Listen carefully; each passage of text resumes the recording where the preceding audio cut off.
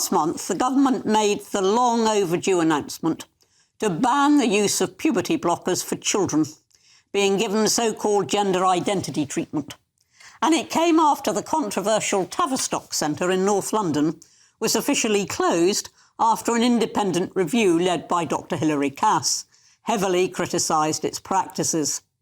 Today marks the new opening of regional gender identity treatment clinics, which align themselves with the recommendations of the Cass review.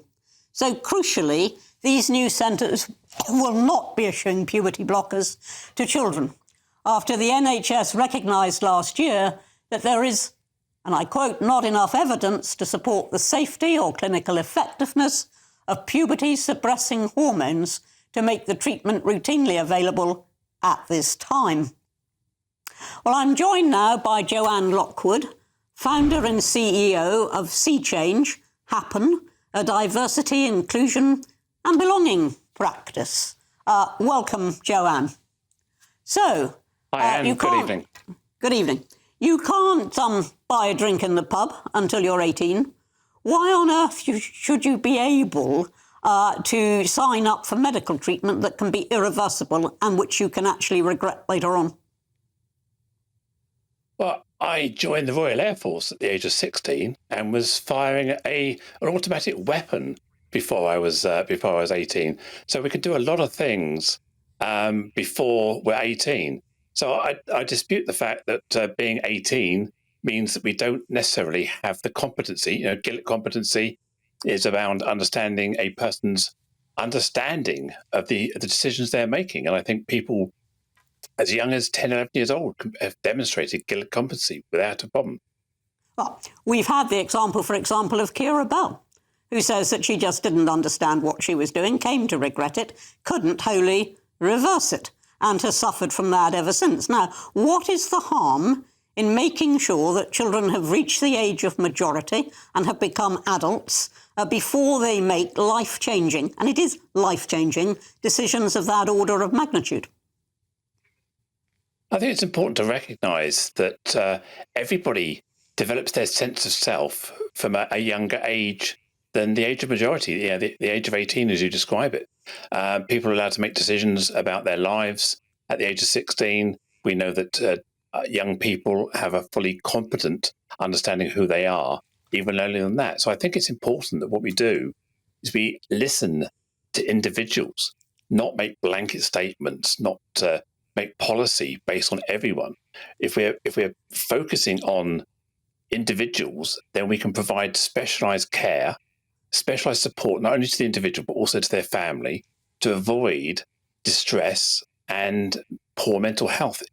Well, where you say there that people under 18 can make decisions about their lives, I think you've missed out one very vital word: irreversible decisions. Irreversible decisions. Now, is it reasonable that a teenager can do it? Well, the fact is that aren't irreversible. We've been prescribing them through medical professionals throughout the world for the past 40 years, safely and effectively. It's never been proved that these are irreversible. In fact, the World Professional Association for Transgender Health, WPATH, still recommends this is the course of action that should be taken. Even in the US, which we know is hostile to trans people. So Hilary Cass is wrong, yeah? Is that your view? Hilary Cass is wrong? I'm not a medical professional. I'm not saying Hilary Cass is wrong. Clearly, but she is, and she thinks in the support. Well, she thinks very clearly. Yeah, Hilary Cass is a medical professional, and it is her view that prescribing puberty blockers for people under 18 is a dangerous path to go. But thank you very much for that, Joanne. Great to have had you on the programme. Well, now I'm coming to my panel. New Culture Forum fellow performer, Emma Webb, and Michael Walker, who is the contributing editor to Novara Media, I think. So you've heard what Joanne had to say there. You've heard, presumably, what Hilary Cass has to say. After a very long time indeed, we've now arrived at this present state of the law whereby children under the age of 18 won't get that.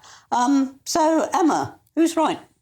Well, Joanne mentioned WPATH there, and we've actually just had a leak of what has been referred to as the WPATH files. Andrew Doyle actually did a very good show on it on this channel. And it's very clear that Joanne said that puberty blockers are not irreversible. Well, actually, there are communications between staff who are involved in what I think is frankly experimental medicine on children that show that there are doubts about these things, that this is using children as guinea pigs, and that there have been cases as well where after using puberty blockers at a young age, which I think you mentioned consent already, there is, without going into gruesome detail, not enough material. Emma, let me just bring in Michael there. I think it's a genuinely difficult issue. I can see both sides of the argument. I suppose what many people are advocating, or why many, and we should be clear, many people who are adult and trans, they look back at their past and they say, well, my transition would have been much easier if I started it a bit earlier. Because you've said puberty blockers aren't reversible. Now, I know there's sort of medical debate about the long-term impact of them. I don't really want to weigh in on that. But the other thing that's not reversible is puberty. So if you do want to live your life as a trans person, then it is much easier to sort of pass and be treated as the gender you've chosen to live as if you haven't gone through puberty. So I can see both arguments here. My inclination is to leave it to the medical profession, because I don't think it's particularly helpful for anyone if this becomes a highly politicised issue. Emma, don't bother with the politics, leave it to the medics.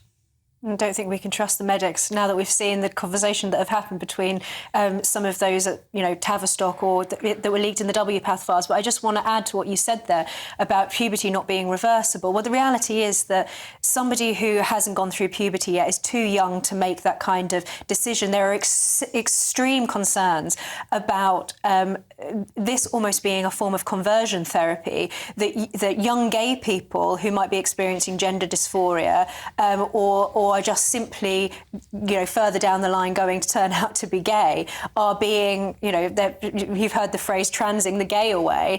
And that's why there are so many people from either lesbians or gays who are so outspoken against this, because they're concerned that, like you say, puberty isn't reversible, but a young person doesn't have the faculties to be able to make such a serious decision. It's effectively sterilising. Final point from you, Michael. So, I think there are arguments on both sides. I think this is a very difficult decision. And you can talk about uncertainty among the medical profession as a sort of reason why this is sort of conspiratorial and unreasonable and irresponsible. But actually, I think they'd all openly admit there's a lot of uncertainty.